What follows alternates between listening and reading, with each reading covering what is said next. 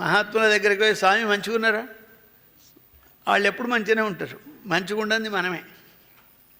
అందుకోసమే మహాత్ముల దగ్గరికి వెళ్ళి, సత్పురుషుల దగ్గరికి వెళ్ళి, యతీశ్వరుల దగ్గరికి వెళ్ళి నమస్కారం చేసిన పడాలి, కానీ కుశల ప్రశ్నలు వేయకూడదు.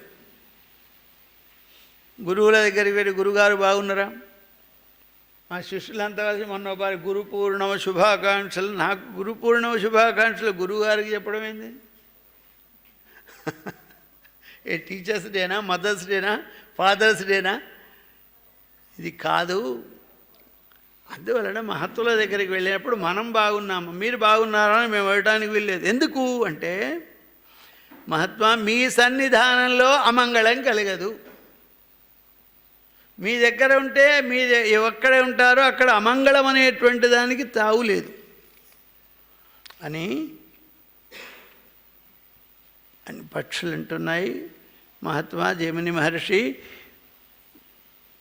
ఇంత పెద్దదైన గొప్పదైన వింధ్య పర్వతాన్ని ఎక్కి మీరిక్కడికి వచ్చటానికి కారణమైంది. మీరు వచ్చినందువల్ల మేము పవిత్రులమైనాము. కుంటివాణి మీదకి గంగ వచ్చినట్టుగా గంగా స్నానం చేయాలి. ఆయన కాళ్ళు వికలాంగుడు, ఏం చేస్తాడు పాపం? స్మరించుకుంటే గంగాదేవి ప్రత్యక్షమై వాని మీద తడిపి వెళ్ళిపోయింది.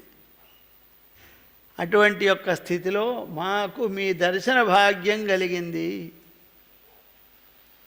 అనేకమైనటువంటి శిలల చేత, నదముల చేత ఈ వింధ్య పర్వత ప్రాంతానికి ఎందుకు వచ్చినారో చెప్పండి అని ఈ ధర్మపక్షులు జైమిని మహర్షిని అడిగితే, మార్కండేయం మహాత్మానం పూర్వం భృగుకులోద్వహం తమహం పృష్టవాన్ ప్రాప్య సందేహాన్ భారతం ప్రతి.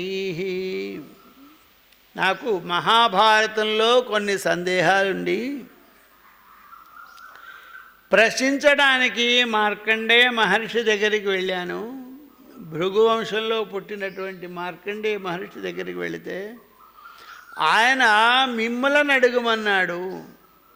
మీరిక్కడున్నారు, మీ ప్రశ్నలకు సమాచారం చెప్పగలుగుతారని మార్కండేయ మహర్షి యొక్క ఆజ్ఞ ప్రకారంగా నేను మీ సన్నిధానానికి వచ్చినాను. మా సందేహములను నివారణ చేయండి అంటే అప్పుడు పక్షులు అండి, ఇళ్ళ చమత్కారం ఇట్లా ఉంటుందండి. విషయేనతి వక్ష్యామ్యో నిర్విశంక శృణుష్వ తత్ కథం తన్న వదిష్యామో యదస్మద్బుద్ధిగోచరం.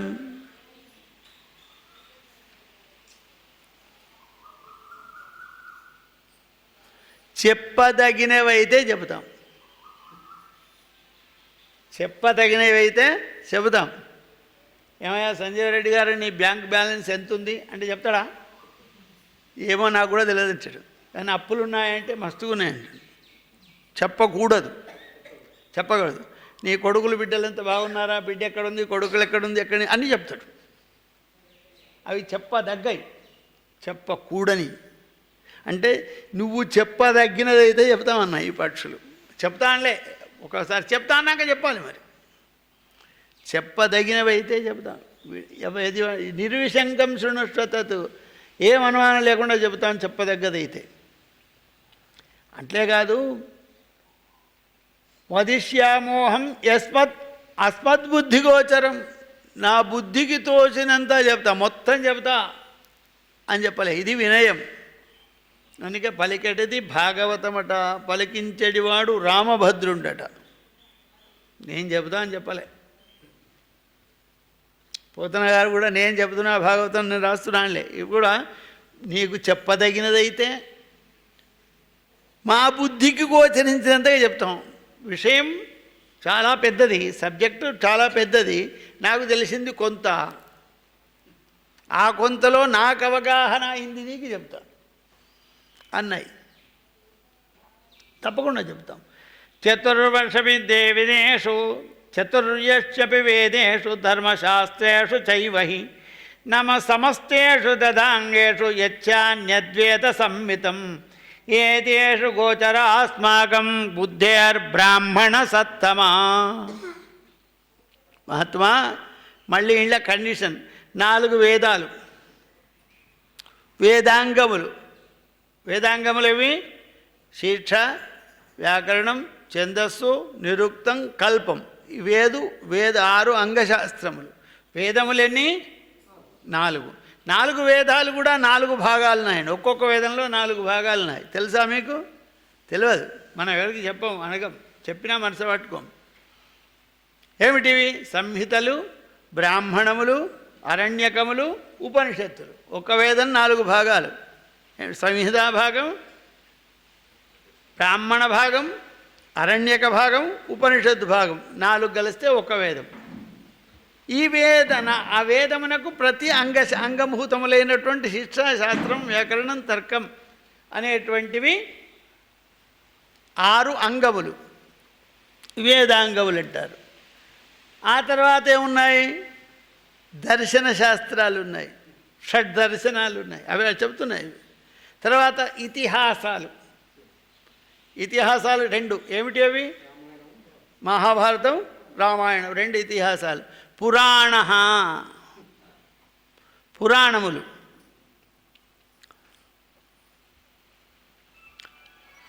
అట్లాగే వేద ప్రమాణం కలిగినటువంటి ధర్మశాస్త్రములు. ధర్మశాస్త్రములకు ఏది ప్రమాణం కావాలి? వేదం ప్రమాణం కావాలి. మనం ఒక వస్తువు తీసుకుందామనుకుంటే దాని యొక్క ప్రమాణం అడుగుతాం.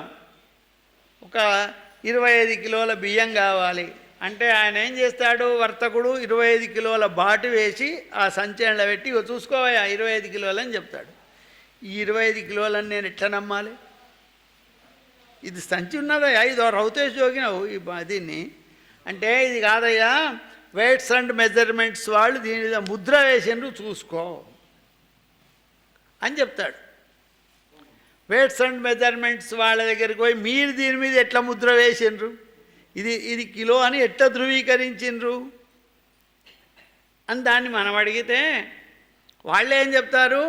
మాకు సెంట్రల్ గవర్నమెంట్ అంటే కేంద్ర ప్రభుత్వం యొక్క మానిక్ అనే ఒక సంస్థ ఉంది. అంటే ప్రమాణముల యొక్క సంస్థ, భారత ప్రమాణముల సంస్థ, ఇండియన్ స్టాండర్డ్ ఇన్స్టిట్యూట్ అంటారు. అది మాకు ఇది చెప్పింది. ఇది కంటే 1 గ్రామ్ తక్కువన్నా తక్కువనే, ఎక్కువన్నా ఎక్కువనే అని భారత ప్రమాణికముల సంస్థ అంటారు తెలుగు. వాళ్ళ దగ్గరికి పోయి అడిగితే దీన్ని ఎట్లా ధృవీకరించారు మీరు అంటే ఇంటర్నేషనల్ స్టాండర్డ్ ఇన్స్టిట్యూట్ అని ఒకటి ఉన్నది. అది యునైటెడ్ నేషన్ జెనీవాలో ఉంది. ప్రమాణం. మరి లౌకికంగా తెలిస్తే మన పారమార్థికం తెలుస్తుంది. అది ప్రమాణం. దానిలో ఏముంటుంది అంటే ఒక స్ట్రాంగ్ రూమ్ ఉంటుంది. స్ట్రాంగ్ రూమ్ 12 సంవత్సరాలకు ఒకసారి యునైటెడ్ నేషన్ జనరల్ సెక్రటరీ, తర్వాత ఇంటర్నేషనల్ స్టాండర్డ్ ఇన్స్టిట్యూట్ చైర్మన్ వీళ్ళిద్దరు కలిసి అది తీసి అదేమన్నా తగ్గిందా, పెరిగిందా, అరిగిందా లేదా, ఈ బాటలు అరుగుతాయి కదా, అరిగితేనే ముద్ర వేస్తుంటారు. కనుక అది ప్రమాణంగా ఉందా లేదా అని కొలుస్తారు. కొలిసి దాని ప్రమాణాన్ని మళ్ళీ వాళ్ళు రిలీజ్ చేస్తారు. ఆ రిలీజ్ చేసినటువంటి ఏ ప్రమాణాలు ఉంటాయో అన్ని ప్రపంచానికి వెళుతాయి. ఆ ప్రపంచానికి వెళితే ప్రతి దేశంలో, ప్రతి గ్రామంలో అది ప్రమాణం అవుతుంది. అంటే 1 కిలో బాటుకు, 1 గ్రాముకు, 1 తులానికి. సరే మనం కూరగాయలు, చక్కెర, బియ్యం పట్టించుకోము. అదే బంగారం అయితే ఎలక్ట్రానిక్ కాంటా ఉంటుందా అలా పెడతా. అది ఎట్లా ప్రమాణం? ఇది ఎట్లా చెప్పిందంటే ఇండియన్ స్టాండర్డ్ ఇన్స్టిట్యూట్కు అనుసంధానమై ఉండాలి. దాని మీద కూడా వెయిట్స్ అండ్ మెజర్మెంట్స్ వారి యొక్క ముద్ర ఉండాలి. అందుకే ధర్మశాస్త్రములు ఎన్ని చెప్పినా వేదం ప్రమాణం. వేదంలో చెప్పిందే సత్యం. అందుకోసమే ఇవాళ నాటువంటి పండితులు ఎవడో ధర్మశాస్త్రం రాదు, ఈ ధర్మశాస్త్రం పుస్తకంలో ఉన్నది అంటే ఒప్పుకోరు. ఎవడోడు రాయొచ్చు ధర్మశాస్త్రం, నేను రాసిన ఇది గిట్టే ఉంటుంది, నీకెక్కడి నుంచి తెలిసింది?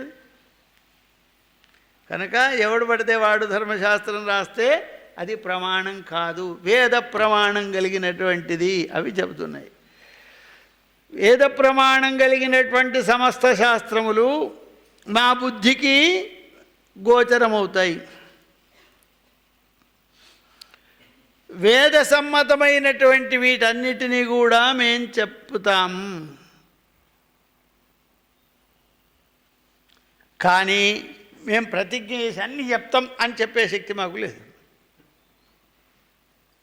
సో ఇది వినయం. అన్నీ చెప్పగలం కానీ చెప్తాం, ఇది ఖచ్చితంగా చెప్తాం, ప్రతిజ్ఞ మేము చేస్తలేం. చేస్తే కొన్ని రాకపోవచ్చు. అనంతో వై వేదా, వేదములన్నీ అనంతములు. ఇక్కడికి స్టార్టు, ఇక్కడికి పూర్తయింది లేదు కనుక చెప్పలేము. మా బుద్ధి గోచరమని మేము చెప్తాం. మీ సందేహం లేకుండా మమ్మల్ని అడగండి